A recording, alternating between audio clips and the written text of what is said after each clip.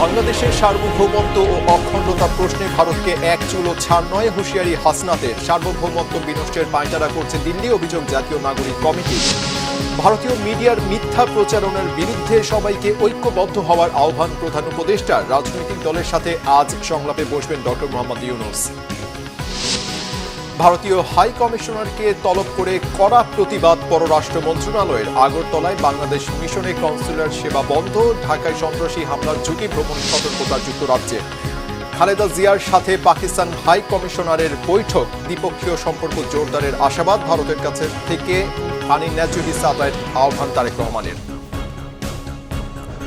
দেখছিলেন crown cement সংবাদ শিরোনাম। দেশের সার্বভৌমত্ব ও অখণ্ডতার প্রশ্নে ভারতকে এক চুলও ছাড় দেওয়া হবে না বলে জানিয়েছেন বৈষম্য বিরোধী ছাত্র আন্দোলনের সমন্বয়ক হাসনাত আব্দুল্লাহ। মঙ্গলবার সন্ধ্যায় রাষ্ট্রীয় অতিথি ভবন যমুনায় প্রধান উপদেষ্টা ডক্টর মোহাম্মদ ইউনূসের সঙ্গে বৈষম্য বিরোধী ছাত্র আন্দোলন এবং অন্য ছাত্র সংগঠনের নেতাদের সঙ্গে বৈঠক শেষে এ কথা বলেন তিনি। হাসনাত আব্দুল্লাহ বলেন, ভারত সবসময় বাংলাদেশকে আওয়ামী লীগের চোখ দিয়ে দেখে। এক প্রশ্নের জবাবে হাসনাত আব্দুল্লাহ বলেন, জাতীয় ঐক্যের ভিত্তিতেই 5 আগস্ট ফ্যাসিস্ট সরকারের পতন হয়েছে, সেই ঐক্য ধরে রাখতে হবে। ভারতের সঙ্গে যত অসম ও গোপন চুক্তি আওয়ামী সরকার করেছিল তা জনসম্মুখে প্রচারে প্রধান উপদেষ্টার কাছে দাবি জানানো হয়েছে বলে জানান তিনি। ভারত সাম্প্রদায়িকতার যে বিষ বাষ্প ছড়াচ্ছে তার বিপরীতে বস্তুনিষ্ঠ সংবাদ প্রচারে আহ্বান তার। সম্প্রীতির দেশ বাংলাদেশের সার্বভৌমত্ব রক্ষায় মুসলমান, হিন্দু, বৌদ্ধ বা খ্রিস্টান সবাই এক হয়ে লড়াই করবে বলে জানিয়েছেন হাসনাত আব্দুল্লাহ। মানসিকভাবে ভারতীয় ধ্যান ধারণা পোষণ করেন। আমরা আপনাদেরকে বলবো, কিছু সংখ্যক যারা এখানে বসে কনস্পিরেসি করছেন, আমরা স্পষ্টভাবে বলতে চাই, বাংলাদেশের সার্বভৌমত্ব অখণ্ডতার প্রশ্ন আমাদের গতকাল আপনারা দেখেছেন যে জগন্নাথ হল থেকেও কিন্তু আমাদের সাথে ইউনিটি ঘোষণা করেছে। আমাদের বাংলাদেশের সার্বভৌমত্বের প্রশ্নে, অখণ্ডতার প্রশ্নে আমাদের হিন্দু, মুসলিম, বৌদ্ধ, খ্রিস্টান এবং মুসলমান আমরা একসাথে সার্বভৌমত্ব এবং অখণ্ডতার প্রশ্নে আমরা লড়াই করব। আর ভারত এই যে 16 বছরে যেভাবে বাংলাদেশকে নির্ভর করে, আওয়ামী লীগকে নির্ভর করে এই অন্যায্য যে সম্পর্কগুলো আপনারা তৈরি করেছেন, আপনারা যদি মনে করে থাকেন এই ধরনের অন্যায্য সম্পর্ক আপনারা তৈরি করতে পারবেন, তাহলে আপনারা ভ্রান্তির মধ্যে রয়েছেন। এদিকে বাংলাদেশের সার্বভৌমত্ব বিনষ্টের পায়তারা করছে ভারত, অভিযোগ করেছেন জাতীয় নাগরিক কমিটির নেতারা। তারা বলেন, দেশের সার্বভৌমত্বের প্রশ্নে সকল ধর্মের মানুষ এক ও অভিন্ন। ভারতের ত্রিপুরা রাজ্যের আগরতলায় সোমবার বাংলাদেশ সহকারী হাইকমিশনে উগ্রবাদীদের হামলার প্রতিবাদে বিক্ষোভ সমাবেশে বক্তারা এ কথা বলেন। মঙ্গলবার বিকেলে রাজধানীর শাহবাগে জাতীয় জাদুঘরের সামনে এই কর্মসূচির আয়োজন করে জাতীয় নাগরিক কমিটি। দিল্লির সাথে সকল চুক্তি বাতিলের দাবি জানিয়ে বক্তারা বলেন, ভারতের আগ্রাসন মুখ বুজে আর মেনে নেবে না বাংলাদেশ। মানুষকে ধর্মীয় উস্কানি দিয়ে আলাদা করা যাবে না বলেও মন্তব্য তাদের। জাতীয় নাগরিক কমিটির আহ্বায়ক নাসির উদ্দিন পাটোয়ারি বলেন, ভারতের জনগণ ও দক্ষিণ এশিয়ার দেশগুলোকে ঐক্যবদ্ধভাবে উগ্রবাদীদের ষড়যন্ত্র মোকাবিলা করতে হবে।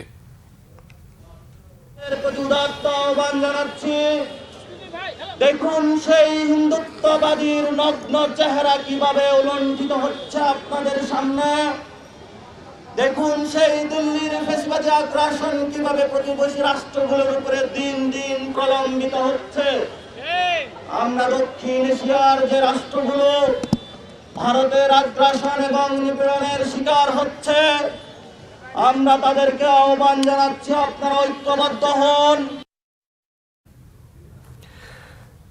ভারতীয় মিডিয়া বাংলাদেশ নিয়ে এক ধরনের মিস ইনফরমেশন ক্যাম্পেইন চালিয়ে পুরো জাতিকে কাঠগড়ায় দাঁড় করানোর চেষ্টা করছে। সরকারের পক্ষ থেকে ভারতীয় মিডিয়ার বাংলাদেশ বিরোধী মিথ্যা প্রচারণার বিরুদ্ধে মিডিয়া সহ সবাইকে ঐক্যবদ্ধ হওয়ার আহ্বানও জানানো হয়েছে। এদিকে জাতীয় ঐক্যের জন্য সংলাপ করবেন প্রধান উপদেষ্টা অধ্যাপক ডক্টর মোহাম্মদ ইউনূস। আজ রাজনৈতিক দল ও বৃহস্পতিবার ইসলামী সংগঠনগুলোর সাথে হবে সংলাপ। মঙ্গলবার সন্ধ্যায় ফরেন সার্ভিস একাডেমিতে সংবাদ সম্মেলনে এ তথ্য জানান প্রধান উপদেষ্টার প্রেস সচিব শফিকুল আলম। প্রেস সচিব বলেন, ভারতীয় মিডিয়ার মিস ইনফরমেশন ক্যাম্পেইনের জন্য ভারতীয় জনগণের মধ্যে ভুল তথ্য যাচ্ছে। এজন্য ভারতীয় জনগণের একটি অংশ এভাবে প্রতিক্রিয়া জানাচ্ছে। এর জন্য দায়ী ইন্ডিয়ান মিডিয়া। তারা আগেই ঠিক করে রেখেছে বাংলাদেশ নিয়ে কি বলবে, ফ্যাক্ট চেক করছে না। দেশের সঠিক চিত্র তুলে ধরতে বিভিন্ন মানবাধিকার সংগঠন, আন্তর্জাতিক মিডিয়ার সঙ্গে সরকার যোগাযোগ করছে বলেও জানান প্রেস সচিব। বলেন, বর্তমান সরকার ভারতের সঙ্গে সুসম্পর্ক চায়, তবে এই সম্পর্ক হতে হবে ন্যায্যতা ও সমতার ভিত্তিতে। অপতথ্য ছড়ানোর একটা প্রয়াস আমরা দেখছি, এবং এটার অনেকাংশে আমরা দেখছি যে ইন্ডিয়ান মিডিয়া খুব অ্যাগ্রেসিভলি এই কাজগুলো করছে। তো সেইটার জন্য আমাদের আসলে এটা জাতীয়ভাবে ঐক্য তৈরি করে আমাদেরকে বলতে হবে যে তোমরা আসো, দেখো কি হচ্ছে, এবং অ্যাট দ্য সেম টাইম আমাদের জাতীয় ঐক্যটাও ধরে রাখা। এটার জন্য আমি দায় চাপাবো ইন্ডিয়ান মিডিয়াকে। এই মিডিয়া উইদাউট চেকিং দেয়ার নিউজ তারা এই ধরনের মিথ্যা অপতথ্য ছড়াচ্ছেন, এবং এর ফলে এই ইন্ডিয়ান জনগণ বা একটা অংশ তারা এটাকে ভায়োলেন্সকে ইনসাইট করছেন। পুরো জিনিসটা আমরা দেখছি যে ইন্ডিয়ান মিডিয়া আসলে আগেই ডিটারমাইন করে রেখেছে এখানে কি হয়েছে। হ্যাঁ, তো এখন আপনি যদি আগে প্রি ডিটারমাইন আপনার স্ট্যান্ড থাকে যে এখানে এটা হচ্ছে, তাহলে তো আর সত্যিকার অর্থে কথাও তো বেশি এগোনো যায় না। বাট আমরা গ্লোবালি সমস্ত মিডিয়াকে ইনভাইট করছি, আপনারা এই আসেন, দেখে যান বাংলাদেশে কি হচ্ছে। বাংলাদেশে নতুন গ্যাস অনুসন্ধানে বিনিয়োগের পরিকল্পনা করছে মার্কিন ভিত্তিক এনার্জি জায়ান্ট শেভরন। জ্বালানি নিরাপত্তা বাড়ানোর প্রয়াসে বাংলাদেশে নতুন গ্যাস অনুসন্ধান কার্যক্রমে শেভরন বিনিয়োগের পরিকল্পনা করেছে বলে জানিয়েছেন যুক্তরাষ্ট্র ভিত্তিক কোম্পানিটির সিনিয়র কর্মকর্তারা। শেভরনের কর্মকর্তারা বলেছেন, তারা আনন্দিত যে বিগত শেখ হাসিনা সরকার গত 2 বছরে কোম্পানিটিকে অর্থ প্রদান বন্ধ করার পর অন্তর্বর্তী সরকার কয়েক মিলিয়ন ডলারের বকেয়া পরিশোধ শুরু করেছে। কোম্পানির ভাইস প্রেসিডেন্ট ফ্রাঙ্ক কানসুলার নেতৃত্বে শেভরনের কর্মকর্তারা মঙ্গলবার রাষ্ট্রীয় অতিথি ভবন যমুনায় প্রধান উপদেষ্টা অধ্যাপক মোহাম্মদ ইউনূসের সঙ্গে সাক্ষাৎ করেন। ক্যাসুলো বলেন, ক্রমবর্ধমান অর্থনৈতিক কার্যক্রম এবং ব্যবসায়িক দৃষ্টিভঙ্গির কারণে ক্রমবর্ধমান গ্যাসের চাহিদা শেভরনকে বাংলাদেশের উত্তর পূর্বাঞ্চলে নতুন খনন কার্যক্রমে বিনিয়োগ করতে উদ্বুদ্ধ করেছে। এছাড়া নতুন উপকূলীয় গ্যাস অনুসন্ধানেও বিনিয়োগ করবে মার্কিন এই কোম্পানি। প্রধান উপদেষ্টা অধ্যাপক মোহাম্মদ ইউনূস নতুন গ্যাসের মজুদ অন্বেষণে শেভরনের উদ্যোগকে স্বাগত জানিয়ে বলেছেন, অন্তর্বর্তী সরকার অর্থনৈতিক কার্যক্রম বৃদ্ধির মধ্যে স্থানীয় কোম্পানিগুলোতে গ্যাস সরবরাহ বাড়ানোর পরিকল্পনা করেছে। এছাড়া রপ্তানি বৃদ্ধি সহ বিদেশি বিনিয়োগ বাড়াতে সরকারের উদ্যোগের কথাও জানান প্রধান উপদেষ্টা। বাংলাদেশে নিযুক্ত ভারতের হাই কমিশনার প্রণয় ভার্মাকে মঙ্গলবার তলব করে ত্রিপুরা রাজ্যের রাজধানী আগরতলায় বাংলাদেশের সহকারী হাই কমিশনে হামলার প্রতিবাদ জানিয়েছে পররাষ্ট্র মন্ত্রণালয়।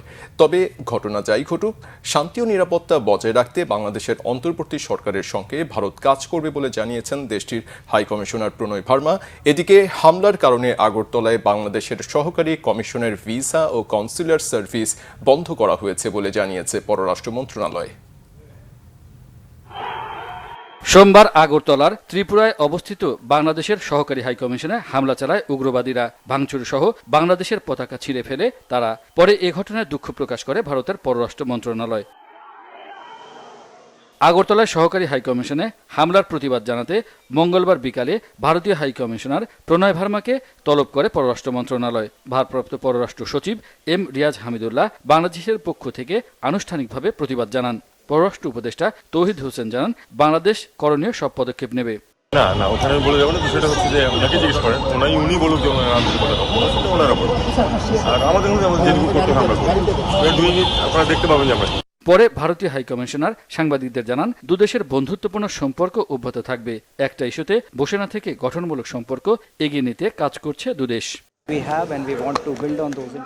আমাদের মধ্যে সম্পর্ক এত বিস্তৃত যে কোনো নির্দিষ্ট ইস্যুতে সম্পর্ক সীমাবদ্ধ থাকতে পারে না। দুদেশের জনগণের পারস্পরিক নিরাপত্তা, শান্তি ও উন্নয়নের আকাঙ্ক্ষা পূরণ করতে ভারত বাংলাদেশের অন্তর্বর্তী সরকারের সাথে সম্পৃক্ত হয়ে কাজ করতে চায়। সহযোগিতামূলক সম্পর্ক থেকে দুদেশই লাভবান হচ্ছে। আমাদের বন্ধুত্বপূর্ণ সম্পর্ক অটুট থাকবে। আমাদের মধ্যে পারস্পরিক নির্ভরশীলতা আছে। ভবিষ্যৎ সুবিধা লাভের জন্য এই নির্ভরশীলতা আমরা বাড়াতে চাই। আমরা গঠনমূলক সম্পর্ক চাই। এদিকে আগরতলায় বাংলাদেশের সহকারী হাইকমিশন থেকে পাঠানো বিজ্ঞপ্তিতে বলা হয়েছে, নিরাপত্তাজনিত অবস্থার প্রেক্ষাপটে পরবর্তী নির্দেশ না দেওয়া পর্যন্ত ভিসা ও কনসুলার সেবা কার্যক্রম বন্ধ থাকবে। ইমরুল কায়েস, বাংলাভিশন, ঢাকা। এদিকে ভারতের আগরতলায় বাংলাদেশের সহকারী হাইকমিশনে হামলার ঘটনায় 7 ভারতীয় নাগরিককে আটক করেছে দেশটির পুলিশ।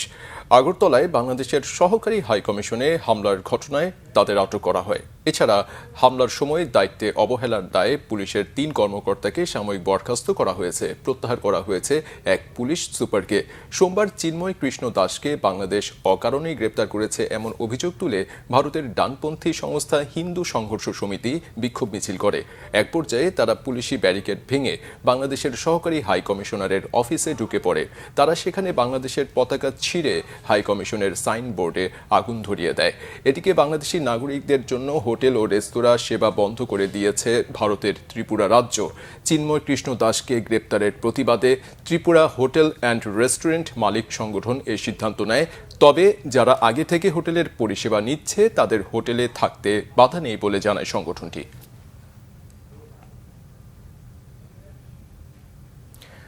বাংলাদেশে সন্ত্রাসী হামলার ঝুঁকি নিয়ে সতর্ক করেছে যুক্তরাজ্য। ঢাকায় যুক্তরাজ্যের হাইকমিশন মঙ্গলবার বিদেশি নাগরিকদের বাংলাদেশ ভ্রমণ বিষয়ক পরামর্শে এই সতর্কতা জানিয়েছে। হালনাগাদ ভ্রমণ সতর্কবার্তায় বলা হয়েছে, নির্বিচার সন্ত্রাসী হামলা চালানো হতে পারে। এই হামলা হতে পারে জনাকীর্ণ এলাকা, ধর্মীয় স্থাপনা ও রাজনৈতিক সভা সমাবেশ সহ বিভিন্ন জায়গায়। যুক্তরাজ্যের হাইকমিশন বলেছে, কিছু গোষ্ঠী এমন ব্যক্তিদের টার্গেট করেছে যাদের ইসলাম পরিপন্থী জীবনাচরণ ও মতামত রয়েছে বলে তারা মনে করে। বাংলাদেশের রাজনৈতিক পরিস্থিতি নিয়ে যুক্তরাজ্যের হাইকমিশন বলেছে, 2024 সালের জুলাই ও আগস্টে বাংলাদেশ জুড়ে ব্যাপক সহিংসতায় অনেক মৃত্যু ও বহু আহত হয়েছে। পরিস্থিতি এখনও অস্থির রয়েছে উল্লেখ করে হাইকমিশন বলেছে, রাজনৈতিক মিছিল ও সমাবেশ এখনও অব্যাহত, এগুলো দ্রুত সহিংস হয়ে উঠতে পারে। বিএনপি চেয়ারপারসন বেগম খালেদা জিয়ার সঙ্গে সাক্ষাৎ করেছেন ঢাকায় নিযুক্ত পাকিস্তান হাই কমিশনার সৈয়দ আহমেদ মারুফ। মঙ্গলবার রাতে গুলশানে বিএনপি চেয়ারপারসনের বাসভবন ফিরোজায় তার সঙ্গে সাক্ষাৎ করেন পাকিস্তানের হাই কমিশনার। এ সময় সেখানে আরও উপস্থিত ছিলেন বিএনপির স্থায়ী কমিটির সদস্য অধ্যাপক ডাক্তার AZM জাহিদ হোসেন, বিএনপির সাংগঠনিক সম্পাদক শামা ওবায়দ। বৈঠক শেষে ডাক্তার জাহিদ হোসেন সাংবাদিকদের জানান, বেগম খালেদা জিয়ার বিদেশে চিকিৎসা নিতে যাওয়ার বিষয়ে আলোচনা হয়েছে। পাকিস্তানের সাথে আগামীতে বাংলাদেশের সম্পর্ক আরও উন্নত করার বিষয়ে আশা প্রকাশ করেছেন দেশটির হাইকমিশনার। এছাড়া দুই দেশের বিভিন্ন বিষয় নিয়ে আলোচনা হয় বিএনপি চেয়ারপারসন ও পাকিস্তানের হাইকমিশনারের মধ্যে। এই অবস্থায় উনি রাজনীতি নিয়ে, উনি যেহেতু ম্যাডাম এক সময় প্রধানমন্ত্রী ছিলেন, 3 বারের প্রধানমন্ত্রী, ওইগুলিকে ওনারা স্মরণ করেছেন যে কীরকম রিলেশন পাকিস্তানের সাথে বাংলাদেশের ছিল শহীদ রাষ্ট্রপতি জিয়াউর রহমান স্যারের সময়, পরবর্তী ম্যাডামের সময়, সেগুলোকে ওনারা বলেছেন। বাট ম্যাডাম সেগুলো শুনেছেন এবং পরবর্তীতে গত 15 বৎসর কেমন ছিল সেটাও তারা বলেছে এবং তারা ভবিষ্যতে খুবই আশাবাদী যে বাংলাদেশের সাথে তাদের দ্বিপাক্ষিক সম্পর্ক আরও ধীরে ধীরে আরও ব্যাপকতা লাভ করবে। এ ব্যাপারে তারা তাদের আশাবাদ ব্যক্ত করেছে। শেখ হাসিনা দেশ ছেড়ে পালানোর পর বাংলাদেশকে ঘিরে ভারতের উস্কানিমূলক ও রাজনৈতিক বক্তব্য নিয়ে উদ্বেগ প্রকাশ করেছেন বিএনপির ভারপ্রাপ্ত চেয়ারম্যান তারেক রহমান। সামাজিক যোগাযোগ এক্সে দেয়া স্ট্যাটাসে তারেক রহমান বলেন, শেখ হাসিনাকে ক্ষমতা থেকে অপসারণের কারণে এবং তিনি ভারতে আশ্রয় নেওয়ার পর বাংলাদেশে কি ঘটছে এবং কেন বাংলাদেশ ও ভারতের মধ্যে সম্পর্ক গড়ে তোলা জরুরি তা নিরপেক্ষভাবে বোঝা অত্যন্ত গুরুত্বপূর্ণ। বাংলাদেশ অনেক চ্যালেঞ্জের মুখোমুখি। বাংলাদেশ একটি ধর্মীয় সম্প্রীতির ও ভূখণ্ডগত সার্বভৌম দেশ, যেখানে জাতি, বর্ণ ও ধর্ম নির্বিশেষে প্রতিটি নাগরিকের অধিকার ও স্বাধীনতা সুরক্ষিত থাকবে। দেশবাসীকে সর্বোচ্চ সংযমের আহ্বান জানিয়ে কারো প্ররোচনায় পা না দেওয়ার অনুরোধ জানান বিএনপির ভারপ্রাপ্ত চেয়ারম্যান। এদিকে বিএনপির ভারপ্রাপ্ত চেয়ারম্যান তারেক রহমান বলেছেন, বর্ষাকালে বাঁধ খুলে দেয় ভারত, ফলে বন্যা হয় বাংলাদেশে, আবার প্রয়োজনের সময় পানি দেয় না দেশটি। তাই নদী ও খাল খননের ওপর গুরুত্ব দিয়েছেন বিএনপির ভারপ্রাপ্ত চেয়ারম্যান। রাষ্ট্র কাঠামো মেরামতের 31 দফা ও জনসম্পৃক্ততা নিয়ে মঙ্গলবার বেসরকারি বিশ্ববিদ্যালয়ের কর্মশালায় ভার্চুয়ালি যুক্ত হয়ে তারেক রহমান এ কথা বলেন। নদী এবং খালগুলো বন্ধ হয়ে গেছে। অল্প বৃষ্টি হলে ভারত ফট করে বর্ষাকালে তাদের নিজেদেরকে বাঁচানোর জন্য তারা তাদের ড্যামগুলো ওপেন করে দেয় ওপেন করে দিয়ে আমাদেরকে ফ্লাডেড করে দেয় পুরা। আবার তাদের যখন প্রয়োজন পানিতে আটকে রেখে তারা নিয়ে যায়, আমাদেরকে পানি দেয় না। কাজে আমাদেরকে পুরা দেশটাকে চিন্তা করতে হবে, ওয়াটার রিজার্ভ হিসেবে বানাতে হবে। 31 দফা বিএনপি দিয়েছে প্রায় 2 বছর আগে। কেন বিএনপি দিয়েছে 2 বছর আগে? 2 বছর আগে আমরা জানতাম না যে আমরা জুলাইয়ের 5 তারিখে স্বৈরাচারকে পালিয়ে যেতে বাধ্য করব, কিন্তু 2 বছর আগে আমাদের দলে বিএনপির দেশ এবং দেশের মানুষকে নিয়ে চিন্তা ভাবনা ছিল।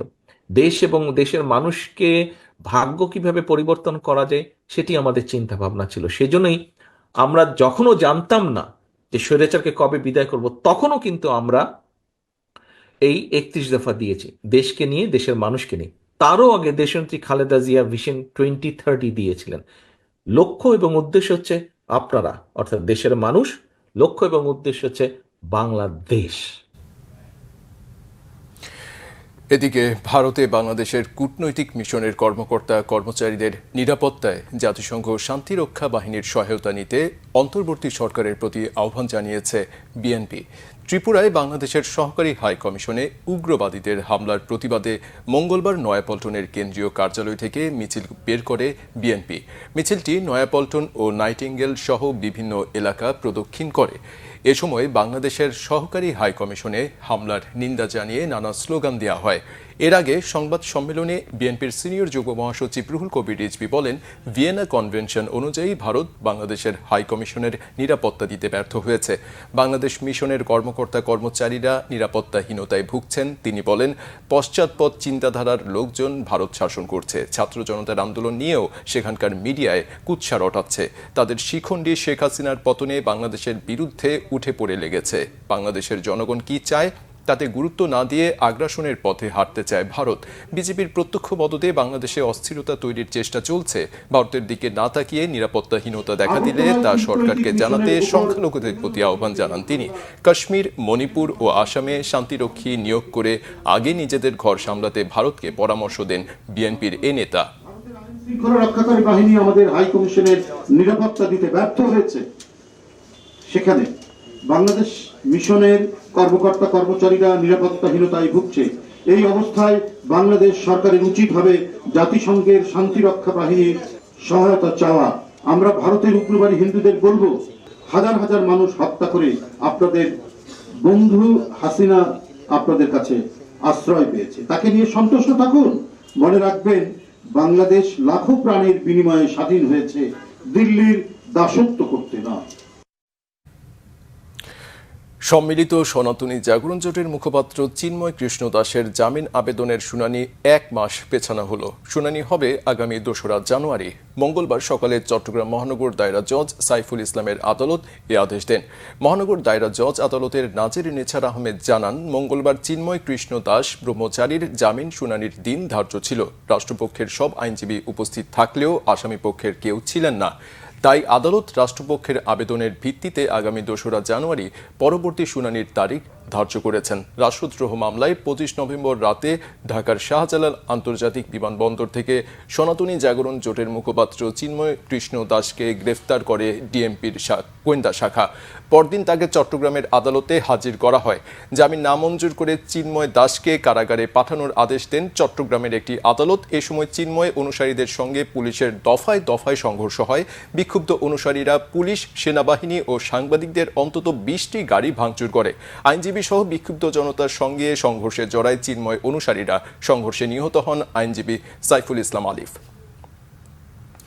2023 সালে সর্বোচ্চ দুর্নীতি ও ঘুষের হার পাসপোর্ট বিআরটিএ, আইন শৃঙ্খলা রক্ষাকারী বাহিনী ও বিচার বিভাগে, এমন তথ্য জানিয়েছে ট্রান্সপারেন্সি ইন্টারন্যাশনাল বাংলাদেশ টিআইবি। বাধ্য হয়ে গড়ে ঘুষ বা নিয়ম বহির্ভূত অর্থ দিতে হয়েছে 5,680 টাকা, আর বছরে গড়ে ঘুষ দিতে হয়েছে 10,902 কোটি টাকা। এমন বাস্তবতায় দুর্নীতির বিরুদ্ধে কঠোর আইনানুগ ব্যবস্থা ও জবাবদিহিতা নিশ্চিত করার তাগিদ টিআইবির। তাইমুর রশিদের রিপোর্টে বিস্তারিত। স্বাস্থ্য, স্থানীয় সরকার, শিক্ষা, ব্যাংকিং ও বিদ্যুৎ খাত সহ সেবা খাতে দুর্নীতির ব্যাপকতা ও গভীরতা পরিমাপে 10মবারের মতো খানা জরিপ প্রকাশ করল ট্রান্সপারেন্সি ইন্টারন্যাশনাল বাংলাদেশ টিআইবি।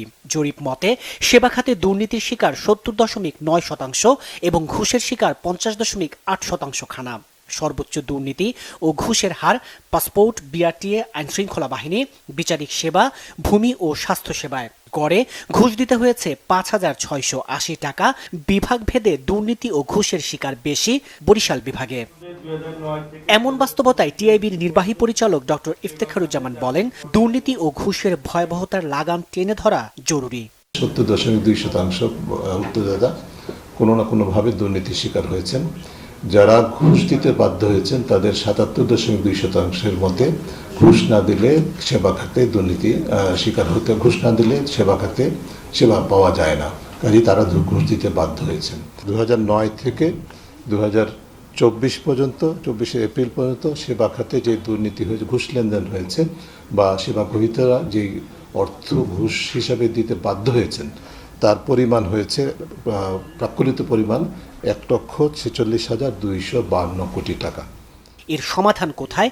এমন প্রশ্নের জবাবে ডক্টর ইফতেখারুজ্জামান বলেন, দুর্নীতি দমনের ঘোষণা এলেও এর প্রয়োগ হয় না। জবাবদিহিতা ও সচেতনতা বাড়ানোর তাগিদ তার।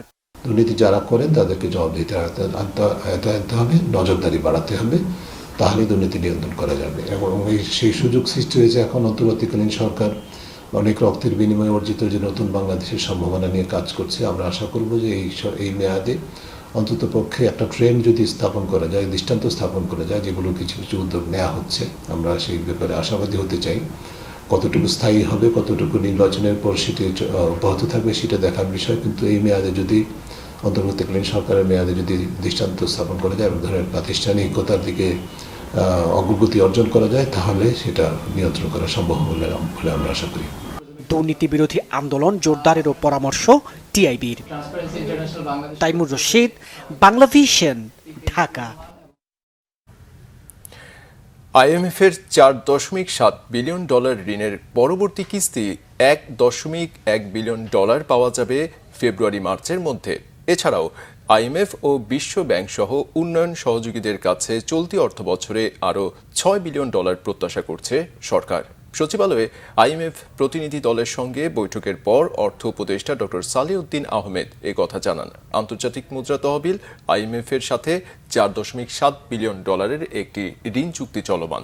এরই মধ্যে 3টি কিস্তি ছাড় করেছে সংস্থাটি। চতুর্থ কিস্তি ছাড়ের আগে শর্ত প্রতিপালনের অগ্রগতি জানতে বাংলাদেশ সফর করছে আইএমএফ এর এই প্রতিনিধি দল। রাজস্ব আদায়, মূল্যস্ফীতি এবং খেলাপি ঋণ সহ সামষ্টিক অর্থনীতি এবং আর্থিক খাতের স্থিতিশীলতা নিয়ে প্রতিনিধি দলের সাথে আলোচনা হয়েছে। এসব বিষয়ের অগ্রগতি তুলে ধরা হয়েছে বলে জানান অর্থ উপদেষ্টা। বলেন, দেশের মঙ্গল হয় এমন সিদ্ধান্ত নেওয়া হচ্ছে। আর্থিক এবং রাজস্ব খাতের সংস্কারের জন্যই এই সহায়তা চাওয়া হবে।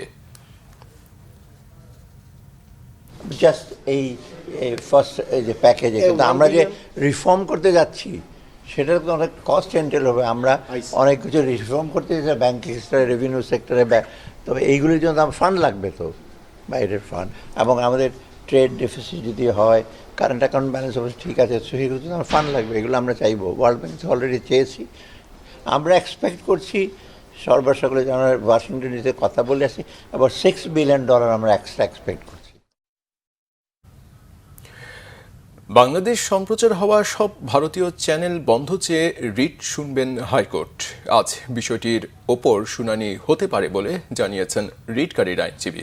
মঙ্গলবার বিচারপতি ফাতেমা নজিব ও বিচারপতি শিকদার মাহমুদুর রাজির হাইকোর্ট বেঞ্চে উত্থাপন করা হলে রিট শুনবেন বলে আদেশ দেন। জনস্বার্থ বিবেচনায় রিট আবেদনটি শুনানির জন্য হাইকোর্টের কার্যতালিকায় আজ আসবে বলে জানিয়েছেন রিটকারীর আইনজীবী। এর আগে সোমবার বাংলাদেশের অভ্যন্তরে ভারতীয় সব টিভি চ্যানেলের সম্প্রচার বন্ধ চেয়ে হাইকোর্টে রিট দায়ের করা হয়। রিটে কেবল টেলিভিশন নেটওয়ার্ক পরিচালনা আইন 2006-এর 19 ধারা অনুযায়ী ভারতীয় সব টিভি চ্যানেলের সম্প্রচার নিষিদ্ধ করতে বলা হয়েছে। একই সঙ্গে বাংলাদেশে ভারতীয় টিভি চ্যানেলের সম্প্রচার বন্ধ কেন নির্দেশনা দেওয়া হবে না তা জানতে চেয়ে রুল জারির আর্জি জানানো হয়েছে। তথ্য সচিব, স্বরাষ্ট্র সচিব, বিটিআরসি সহ সংশ্লিষ্টদের রিটে বিবাদী করা হয়েছে। সংবাদ শেষ করব ক্রাউন সিমেন্ট শিরোনামগুলো আরেকবার জানিয়ে দিয়ে।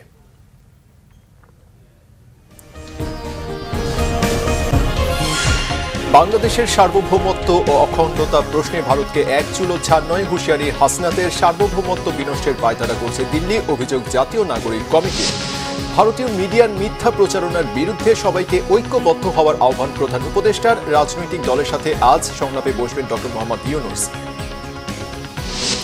ভারতীয় হাই কমিশনারকে তলব করে কড়া প্রতিবাদ পররাষ্ট্র মন্ত্রণালয়ের। আগরতলায় বাংলাদেশ মিশনে কনসুলার সেবা বন্ধ, ঢাকায় সন্ত্রাসী হামলার ঝুঁকি, ভ্রমণ সতর্কতা যুক্তরাজ্যের। খালেদা জিয়ার সাথে পাকিস্তান হাই কমিশনারের বৈঠক, দ্বিপক্ষীয় সম্পর্ক জোরদারের আশাবাদ ভারতের কাছে থেকে পানির ন্যায্য হিস্সা আদায়ের আহ্বান তারেক রহমানের। এই ছিল এখনকার মতো। পরের সংবাদ সকাল 7:30টায়। এছাড়া বাংলা ভিশন সংবাদ ও সংবাদ সংশ্লিষ্ট অনুষ্ঠান দেখতে ভিজিট করুন www.bvnews24.com ও facebook.com/banglavisionnews এবং সাবস্ক্রাইব করুন youtube.com/banglavisionnews। এতক্ষণ সাথে থাকায় ধন্যবাদ।